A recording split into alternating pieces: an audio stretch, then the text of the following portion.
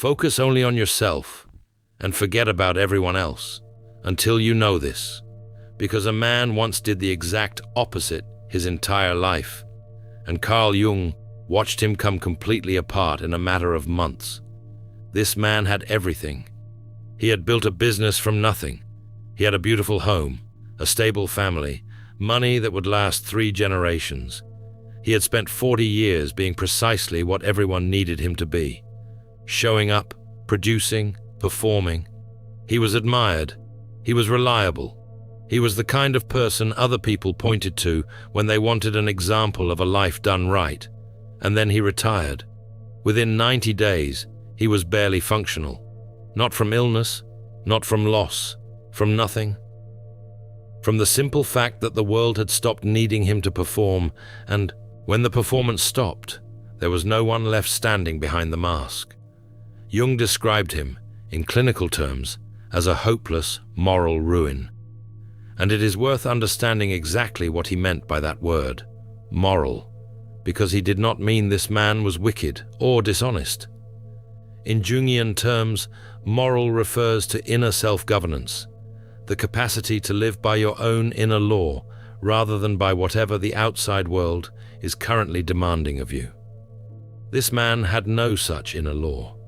He had built everything on external scaffolding, and the moment that scaffolding was removed, there was nothing holding the structure up from within. The house was real.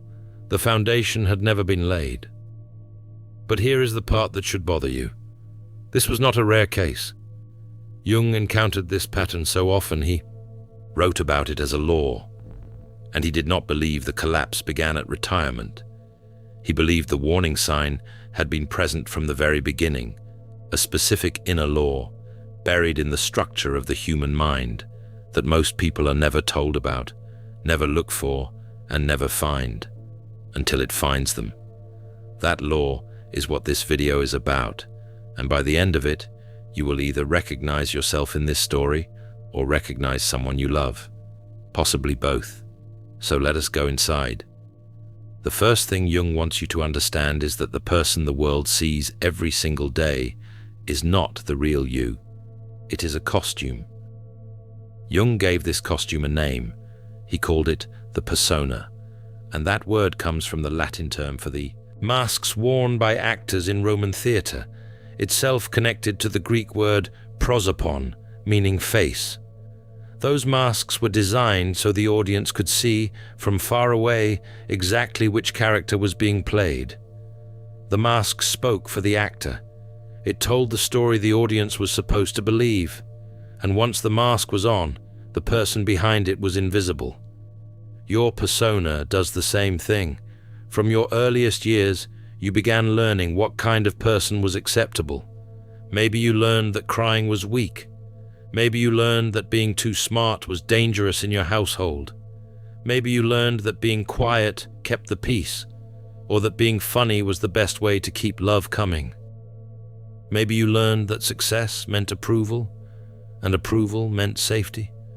Whatever the specific lesson was, you began to build a face, a front, a version of yourself that could move through the world without too much pain. And the extraordinary thing is that this is not wrong. Jung did not say the persona is a bad thing. It is actually necessary. You cannot show up to a job interview the same way you show up to a late-night conversation with your closest friend. You cannot be completely unfiltered in every single situation and expect the world to respond with warmth. The persona is a tool, a genuinely useful tool that makes social life possible. But here is the problem. Most people stop there.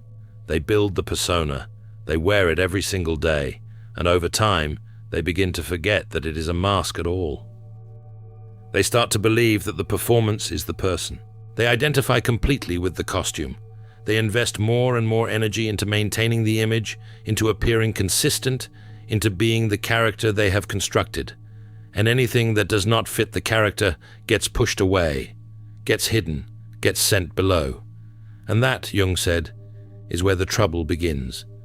When a person loses themselves inside their persona, They become what Jung described as an individual absorbed into the collective psyche. The collective is just a word for society, the group, the crowd, the norm, the unspoken agreement about how people like you are supposed to behave. When you live entirely through your persona, you are not living your own life. You are living the life the collective decided was appropriate for someone in your position. Jung was direct about what this does to a person. He said that being absorbed into the collective psyche makes a person unfree. Not unfree in the obvious sense, like being locked in a room. Unfree in a deeper and far more dangerous way. Unfree in the sense that the choices you believe you are making are not actually yours. The values you think you hold are borrowed. The ambitions you chase were written for the mask, not for the self beneath it. The desires you pursue are the desires the character is supposed to have, not necessarily what the actual human being underneath wants or needs. And what happens to the real person underneath all that? What happens to everything you actually feel, actually want, actually are, that does not fit the character? It goes underground. Jung called that underground world the unconscious. And here is the thing about the unconscious that most people do not fully appreciate. It is not a storage room. It is not a passive basement where things get put away and stay quiet. The unconscious is active. It is constantly working. It is constantly processing, compensating, producing, and pushing. It generates dreams. It shapes moods. It colors perception without your knowledge or consent. It is not the dead end of the mind. It is, in many ways, the most alive part of it. And the unconscious does not just sit quietly and wait. It does not accept being ignored. It pushes back. Jung observed something fascinating in people who had given themselves completely to their persona. They would seem perfectly fine on the outside, productive, likable, well-adjusted, admirable. But underneath, something would be building. A pressure, a restlessness, a vague dissatisfaction that they could not name or explain, a sense of unreality, like they were watching themselves from a slight distance, and eventually, in many cases, this pressure would explode into something the person could not ignore: anxiety, depression, a sudden life crisis that seemed to come from nowhere, a complete breakdown of the structures they had spent years carefully building. Jung borrowed a word from the ancient philosopher Heraclitus to describe this process.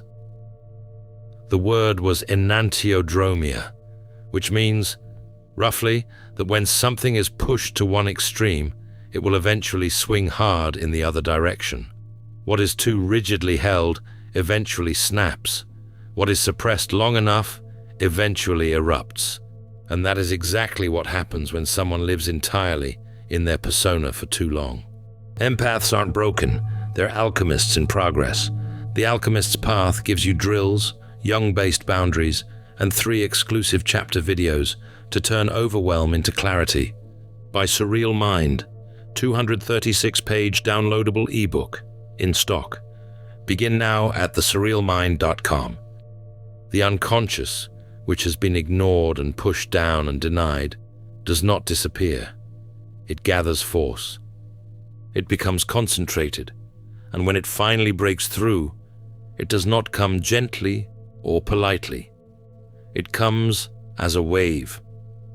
This is why Jung believed that focusing outward all the time, watching what others think, managing your image, performing your persona, is not just exhausting, it is genuinely dangerous, because every moment you spend lost in the mask is a moment the real you goes without attention, without air, without room to exist.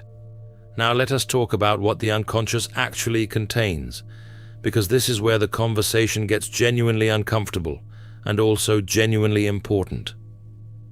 Let us look at a composite case profile, a pattern that reflects what Jung documented repeatedly in his clinical observations. Picture a man who has built his entire identity around being responsible, disciplined, and well regarded in his community. He is thorough in his business affairs. He considers himself morally upright, a fair thinker, a loyal member of society. He even belongs to groups where progressive ideas are discussed, which makes him feel open-minded and educated. He has worked hard on this image. He believes it sincerely. In his own mind, these qualities, the discipline, the trustworthiness, the enlightened perspective, are not performances. They are who he actually is. But if you watch this man closely over time, a gap appears between the self-image and the actual behavior. He occasionally forgets small commitments he could easily keep. He sometimes fails to follow through on things he promised. He claims to be a man of principle, but quietly bends the rules when it serves him. He believes he is a fully rational thinker, but acts from superstition when pressure arrives. He tells the tax assessor one number and knows the real one is different. The gap between how he sees himself and how he actually behaves is not random, and it is not simply moral failure. Jung described it as the compensating function of the unconscious. Every quality that the conscious self claims to own completely is being quietly balanced from below by its opposite. The person who insists they are thoroughly honest is hiding from themselves the places where they are not. The person who prides themselves on complete fairness is carrying a hidden ledger of grievances and biases they will not admit to. This compensation is automatic. It happens in everyone. The point is not to judge this man.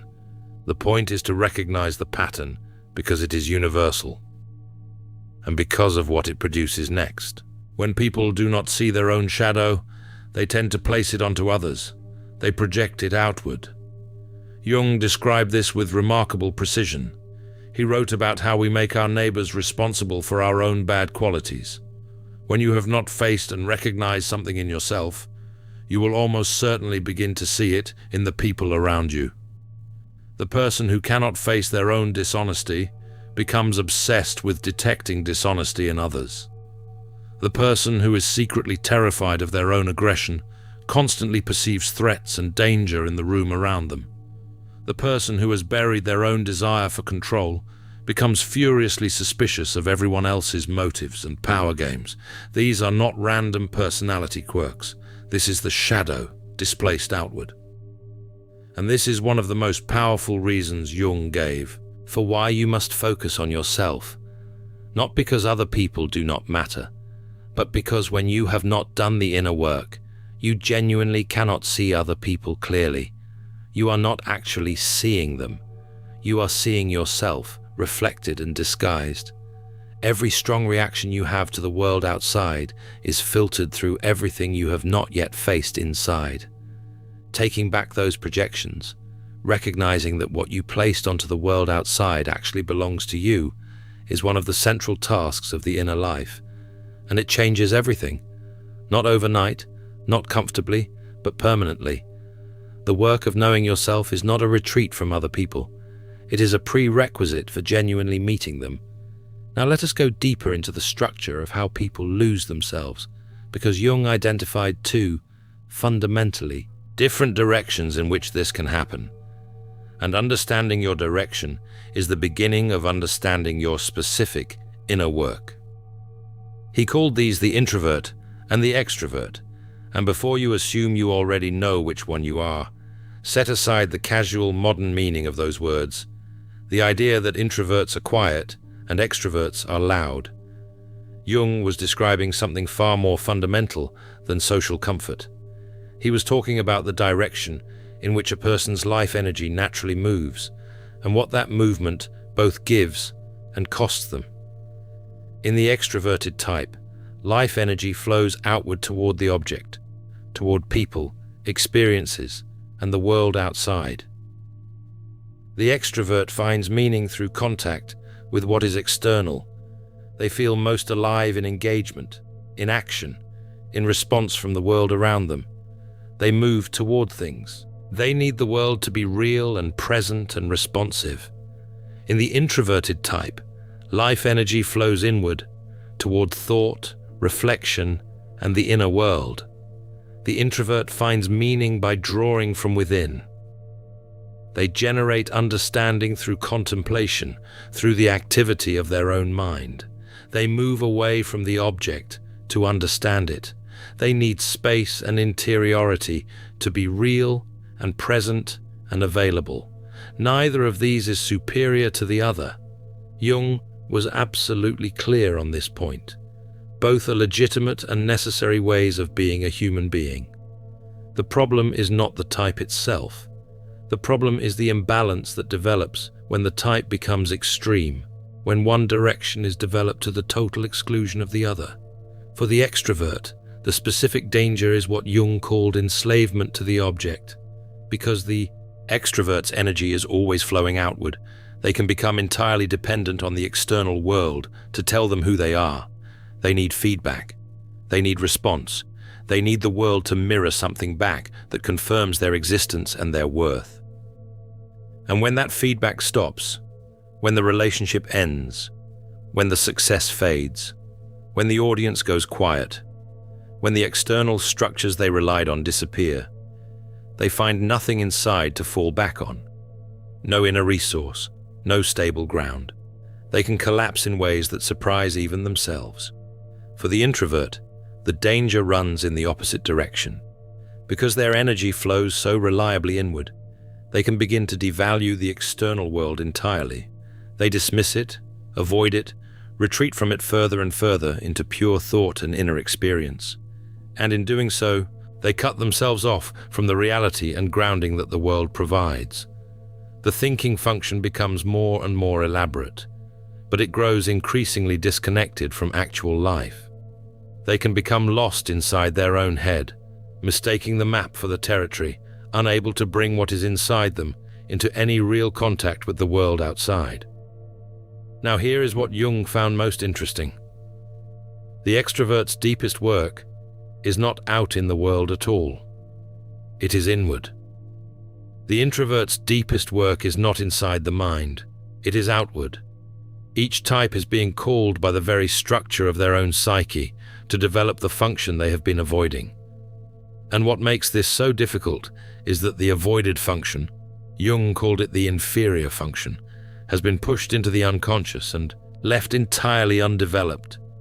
It has not been practiced or refined or tested by experience the way the dominant function has. So when it finally emerges, it does not emerge smoothly. It tends to come out in a way that feels infantile, primitive, wildly out of proportion to the situation. A normally composed, articulate person suddenly becomes irrational when their inferior function is triggered. An emotionally intelligent person suddenly turns cold and mechanical. It feels foreign because it is a part of the self that has never been allowed to grow up, which is exactly why people avoid developing it, and exactly why avoiding it keeps them only half alive. The introvert feels things very deeply, but those feelings tend to stay entirely inside, unexpressed, unshared, invisible to others. When they do break through into the world, they often come out in a mechanical or conventional way because the feeling function was never cultivated the way the thinking function was. It arrives without skill and without grace. It surprises even the person expressing it. The extrovert thinks constantly, but that thinking mostly stays inside, unshared, undisciplined. Their public thinking tends to be conventional and borrowed, not truly individualized, because it was never cultivated with the same attention as the feeling function. When it does show up, it can seem flat and colorless next to the richness of their emotional life. Both types, in their extremes, are operating on half of themselves, and the half being ignored has not gone away. It has sunk into the shadow. It is still there. It is still active. It is still shaping behavior and perception from below, but unconsciously, without the person's knowledge or direction. The shadow, then, is not simply the dark or ugly corner of the self. Jung was far too careful a thinker for that simple picture. The shadow is everything that exists in you that has not been brought into conscious awareness. This includes your wounds and your suppressed impulses, yes, but Jung used a specific phrase for what else it contains. He called it the gold in the shadow, the unlived potential that got buried alongside the darkness. Creative gifts you were told were impractical. Courage you were taught was inappropriate. Tenderness the persona had no room for. The version of yourself that never received permission to exist. When people imagine the shadow, they imagine something they should be ashamed of. Jung wanted them to understand that it also holds everything they were too afraid to become. Integrating the shadow is not just about facing the dark, it is about recovering the gold. And the shadow has a particular and persistent habit. It tends to emerge most powerfully in your reactions to other people. When you encounter someone who triggers a response in you that feels disproportionate, whether it is contempt you cannot fully justify, or an admiration that borders on compulsion, or a rage that goes far beyond what the situation calls for, there is a strong chance the shadow is at work. Something in that other person corresponds to something unrecognized in you. The quality you find most intolerable in others is often a quality you have most vigorously denied in yourself. The quality you are most magnetized by in others is often the quality you have buried most deeply in yourself. Jung described this as projection, the unconscious act of placing your own unrecognized material onto someone else, and then responding to them as though it genuinely belongs to them. Taking those projections back is one of the most difficult and most transformative things a person can do. It requires a willingness to be wrong about yourself, to look at a strong reaction and ask, honestly, what is this about me? What am I seeing in this other person that actually lives inside of me? This does not mean you are wrong about the other person. Sometimes a genuinely difficult person really is genuinely difficult. But the strength of your reaction, the disproportionate charge behind it, the way it follows you, that belongs to you. That is the shadow speaking. Let us now look at the full cost of avoiding this work through a composite pattern that Jung documented in close detail, drawing on cases he observed over many years. Picture a man who has spent decades building something from nothing, a self-made individual who organized his entire life around work and achievement. Every bit of his energy, every year of his best years, poured into the enterprise. He was exceptional at it. His drive was extraordinary. His focus was total. He became successful in every way the external world measures success. And then, finally, he retired. He had earned it. He had planned for it. He moved to a beautiful property and imagined that now, at last, life could begin. He would enjoy himself. He would rest. He would finally have time for all the things he had put off. He assumed the energy that had built his career would simply transfer itself naturally into pleasure and ease. But the energy did not cooperate. Within weeks, without the constant demand and forward momentum of work, the energy that had always flowed outward had nowhere to go. It turned inward, and with no developed inner life to receive it, no cultivated inner world that could use it constructively, it became destructive. A man who had once directed large organizations and made high-stakes decisions began obsessing over small physical sensations. He became convinced he was seriously ill. His nerves collapsed. The drive and creativity that had built great things now built elaborate systems of fear and hypochondria. He fell apart in ways that shocked every person who had known and admired him. Jung was brought in to help, and what he saw was not complicated. This man had spent an entire lifetime developing one function: outward drive, focused action, the management of external reality. He had cultivated nothing inside. There was no inner life, no relationship with his own depths, no self that existed separately from the role he had played so effectively for so long. When the external role was removed, there was nothing to stand on. The energy had nowhere constructive to go, so it turned against the man who had generated it. And with no inner container, no developed inner life, it worked like a poison. Jung tried to help him see that the problem was not the retirement itself. The retirement only exposed what had been absent all along. But by the time Jung encountered him, the neglect had gone on for too many decades. The case was beyond help. The man had waited too long to begin the inner work, and now there was not enough of him left to do it. This is what the neglect of the inner life looks like from the outside. Not dramatic, not obviously tragic. For decades, this man was productive and admired.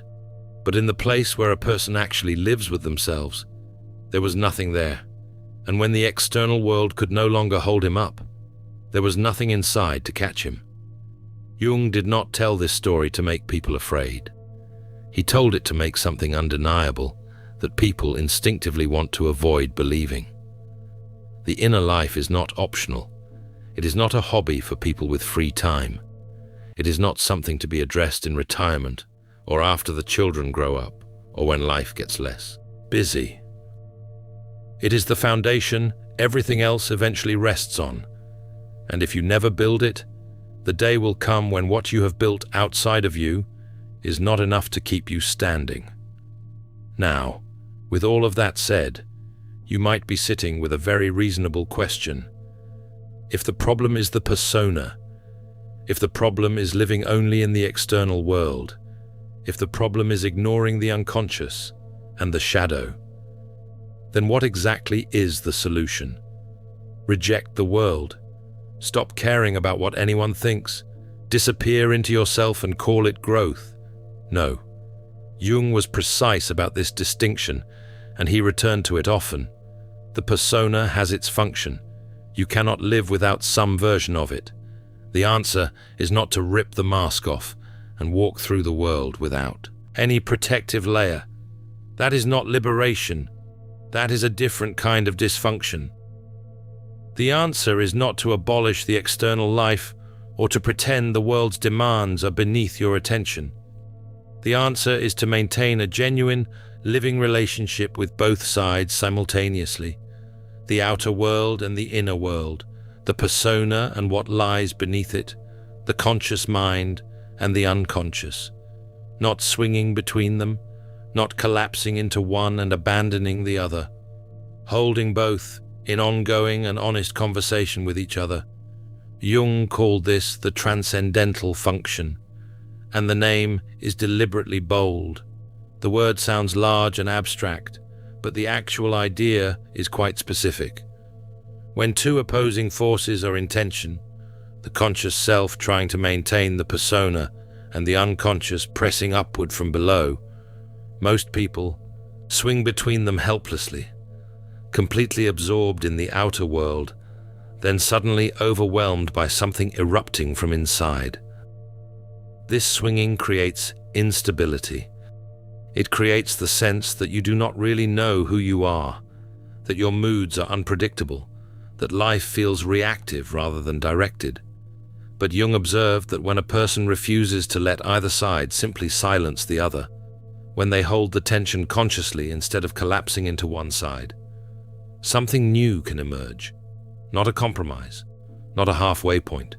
A third thing, a symbol, an image, an understanding that the conscious mind could not have reached on its own, and the unconscious could not have built on its own. It is created by the tension itself.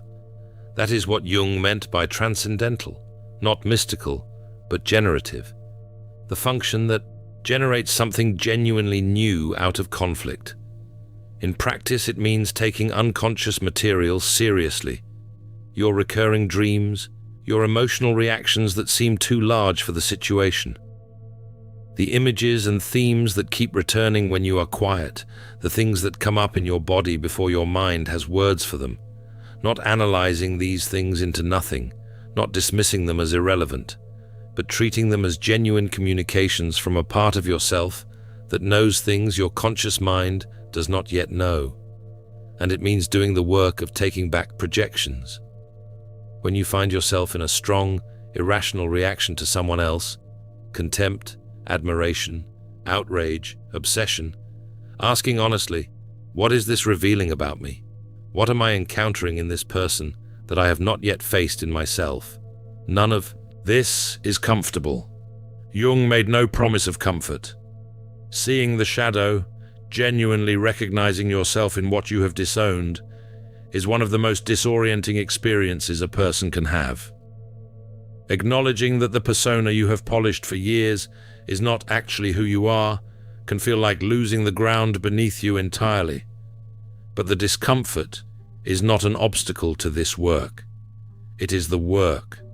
The tension between the conscious self and the unconscious is not a problem to be eliminated. It is the engine of genuine growth. Without tension, nothing new is generated. Jung called this the conflict of opposites, and he believed it was the central drama running silently beneath every human life. He did not see this tension as a design flaw. He saw it as the very mechanism through which the psyche grows. A psyche without tension is a psyche that has stopped developing. A life without inner conflict is a life in which one side has simply silenced the other, which is not peace, but suppression. And suppression always comes due eventually. The goal then is not to end the conflict. The goal is to become conscious of it, to bring it up from the basement where it has been running things without your permission, and into the light where you can actually work with it, where you can let it teach you something instead of just driving you. You are not meant to be only the person the world sees. You are not meant to be only the person living inside the private theater of your own inner world. The goal is not to pick one and demolish the other. The goal is to hold both, to let the creative tension between them generate something that neither could produce alone, something more real, more complete, more genuinely alive than either the persona or the unconscious could offer on its own. And what that tension produces, over time and with sustained attention, is what Jung called individuation. Individuation is the most important and most misunderstood idea in all of Jungian psychology. It does not mean becoming unique in the social sense, cultivating an unusual appearance or a striking personal brand. It does not mean becoming impressive or different or celebrated for your individuality. It means becoming what you actually are. This sounds simple. It is not, because becoming what you actually are requires first recognizing all the things you are not, but have been pretending to be, or have been told to be, or have accepted without examination because it was easier than the alternative. It requires identifying the borrowed values and the performed qualities and the desires that were never really yours. It requires the kind of honest self-examination that most people spend enormous energy avoiding, not because they are cowardly, but because it is genuinely hard, and the short-term discomfort of looking honestly at yourself is real, even when the long-term cost of not doing so is far larger. Jung drew on a definition from the philosopher Kant, understanding as the realization of a thing sufficient for its own purpose. Individuation is the realization of the self. Not an ideal self, not a perfected self, not the self your culture decided you should be, or the self your parents hoped for. The specific, actual, irreducible self that is genuinely yours. The self that remains when the projections are withdrawn, when the shadow is acknowledged, when the persona is recognized as a useful tool rather than a final identity. Jung called the goal of this process moral autonomy. And it is critical to understand what he meant by moral, because he did not mean moral in the conventional religious sense. He did not mean being good by the standards society has established. He meant the capacity to live from your own inner law, guided by your own actual nature, rather than by the borrowed expectations of the collective around you. Being good in the conventional, externally measured sense is not the target. Being genuinely, honestly, fully yourself, that is. And this is not a license for selfishness. Jung addressed this directly and repeatedly. The individuated person still has obligations. They are still a member of society. They must still show up fully for what life requires of them. He wrote that a person must fulfill their duty toward life completely, so that they may in every respect be a genuinely living member of human society. The difference is that the force behind those actions comes from somewhere real, from a self that has been genuinely met and genuinely known, rather than from fear of what happens when the performance stops.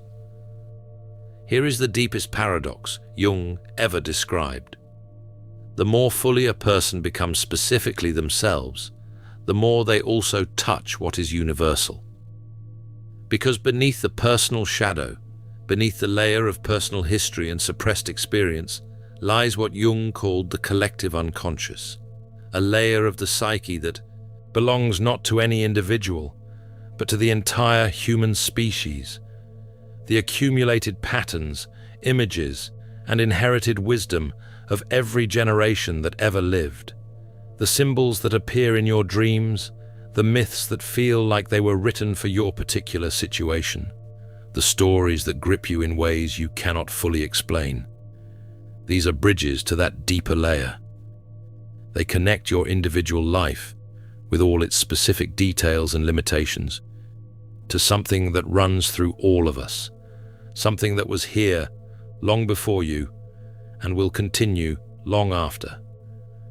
When you do the work of individuation, you are not discovering yourself in a narrow or private sense. You are discovering your particular and irreplaceable expression of something that runs through the whole human story.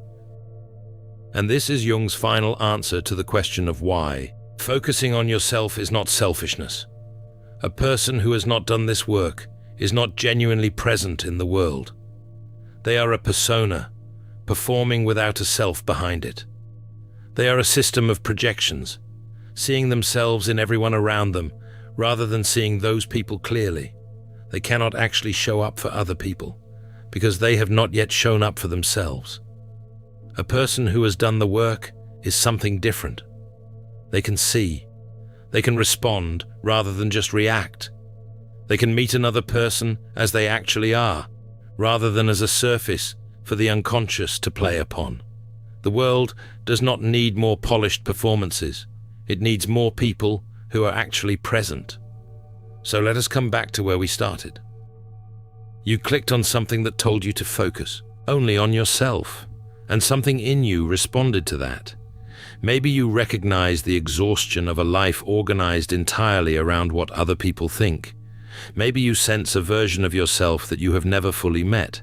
Maybe you just feel the accumulated weight of decades spent pointed outward, and you are wondering whether another direction is possible. Jung's answer is not to reject the world. It is not to stop caring about the people in your life. It is not to retreat into comfortable isolation and call it self-discovery. His answer is this: before you can genuinely be present for anyone or anything, you must first be genuinely present for yourself. The inner life is not a luxury. It is not something you attend to after everything more important has been handled. It is the foundation that everything else, every relationship, every meaningful achievement, every moment of genuine connection, eventually rests on. And if you never build it, the day will come when what you have built outside yourself is simply not enough to keep you standing. The persona will always be necessary. The world will always ask you to show up in particular ways, to adapt, to perform certain roles. That pressure is not going anywhere, but beneath the mask, there must be a person who knows the mask is a mask, who can put it on and take it off, rather than becoming it permanently. The shadow will always be present. The parts of yourself you have not integrated will keep finding their way into your relationships and your suffering and your reactions to other people. You can pretend they are not there, and they will keep working on you secretly, shaping your life from below without your knowledge. Or you can turn and face them and begin the slow and genuinely valuable work of bringing them into the light. The unconscious will always be speaking. In the language of dreams and images and recurring feelings and physical sensations, it is always pointing somewhere. It is always compensating, always trying to bring you back into some kind of balance. The question is only whether you are willing to listen. This is what it means to focus on yourself, not checking your reflection, not counting your wins, not perfecting the image you project, turning inward with honest attention, asking the hard questions, being willing to see what you have been avoiding for years. That is the inner law Carl Jung spent his life uncovering. That is what most people never find. And if you have not yet begun this work, the most important thing you can do right now is not to watch what everyone else is doing. It is to sit for even just a few quiet minutes and ask yourself what is actually happening inside you, what you have been avoiding, what has been pressing upward from below, what the part of you that never gets to speak might be trying to say. The world will keep demanding your attention. That will not change. But the work Jung described always begins in the opposite direction, not outward toward the mask, but beneath it, not toward the projection, but back to its source, not toward what the collective expects of you, but toward what you actually are. That is what it means to focus on yourself, not as a final destination, as the beginning of everything that actually matters. Jung, for what it is worth, spent the last 30 years of his life in a stone tower he built with his own hands on the edge of a lake in Switzerland. No electricity, no telephone. Just him, his thoughts, and apparently a great deal of quality time with his shadow. He called it the most important work he ever did. He also said that the people who most needed to hear all of this were precisely the ones least likely to believe it. He was probably right about that too. In The Alchemist's Path, perception training for empaths, you'll turn overwhelm into wisdom with practical drills, Jung-inspired boundaries, and step-by-step perception training. This guide includes 3 exclusive chapter videos to deepen each lesson. Written by Surreal Mind, 236 pages, beautifully designed 8.5 by 11 downloadable ebook, in stock now. Start your training today. Feel deeply while thinking clearly. Get The Alchemist's Path at thesurrealmind.com.